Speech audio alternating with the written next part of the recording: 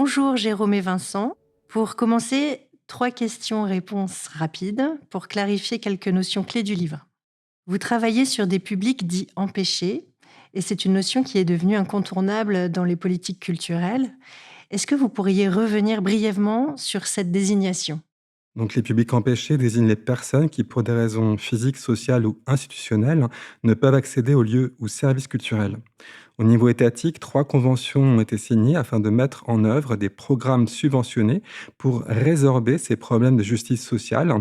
La Convention Culture-Justice en 1986 pour les personnes sous main de justice, qu'elles soient adultes ou mineures, incarcérées ou en milieu ouvert. La Convention Culture-Santé en 1999 pour les personnes hospitalisées et à la Convention Culture Handicap en 2010 pour les personnes touchées par un ou plusieurs handicaps. Et dans votre livre, vous faites aussi souvent référence aux droits culturels. Finalement, que sont ces droits? Alors, les droits culturels, du coup, ils sont apparus dans l'article 27 de la Déclaration des droits de l'homme de 1948. On peut, à partir de cette déclaration, distinguer deux grands types de droits culturels. Donc, il y a un type qui est plus relatif à la culture-identité des personnes et un autre type qui serait plutôt un accès à la culture, en fait, bénéfique pour tout un chacun. Donc, c'est plutôt dans ce second aspect que les ministères ont signé des protocoles entre eux. Donc, comme vient de dire Jérôme, le ministère de la Santé et de la Culture ont signé une convention en 99, reprise en 2010, puis en 2025. Donc, c'est tout récent.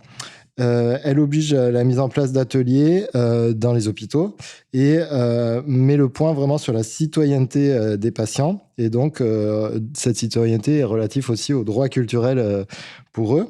Donc, cette notion de public empêché, donc, que je reprends un peu de Jérôme aussi, implique quand même un droit culturel important. À partir de 2007, on retrouve dans la déclaration de Fribourg cette notion des droits culturels, qui est reprise maintenant par le réseau Culture 21 en France, l'Observatoire des droits culturels en Suisse ou la plateforme Culture et démocratie en Belgique. Enfin, il y a plein de structures comme ça qui militent en fait pour les droits culturels des patients. Et donc en France, on retrouve aussi des lois un peu cadres, donc la loi NOTRe pour les collectivités territoriales. Et on peut retrouver aussi cette notion de citoyenneté pour les patients dans les différentes lois institutionnelles qui régissent l'hôpital. Merci beaucoup. Vous écrivez en préambule du livre que d'une certaine manière, votre recherche s'inscrit dans le champ du théâtre appliqué. Est-ce que vous pouvez nous expliquer d'où vient cette appellation et pourquoi, selon vous, elle ne reflète qu'en partie les pratiques que vous avez observées dans le contexte français? Donc, la notion de théâtre appliqué est traduite de l'anglais applied theatre, concept diffusé dans les pays anglo-saxons au point de créer un champ de recherche spécifique, considérant les usages sociaux du théâtre en lien avec les objectifs des établissements, notamment en raison du fait qu'il n'y a pas ou peu de financement public de la culture, que les établissements sont souvent gérés par des organismes privés, que les actions sont subventionnées par des associations de la société civile, des entreprises privées et des fondations parfois religieuses qui exigent des résultats en termes de rééducation ou réinsertion. Elle est reprise en France avec plus de liberté quant aux idéologies morales, mais avec le même souci de résultat. Il y a depuis 2022 un parcours en master à Toulouse qui propose une formation au théâtre appliqué. Mais si la démarche peut s'appliquer pour des actions de soins, notamment lorsque des soignants sont à l'origine des actions et travaillent parfois en binôme avec des artistes, elle ne s'applique pas ou peu en détention depuis la Convention Culture-Justice signée en 86.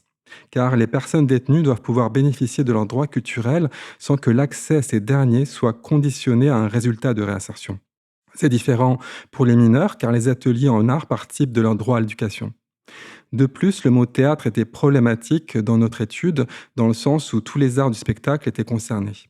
Enfin, et surtout, pour la majorité des artistes, l'art ne saurait être réduit à une fonction sociale, peu importe laquelle, car il requiert une liberté d'esprit et une indépendance vis-à-vis des institutions.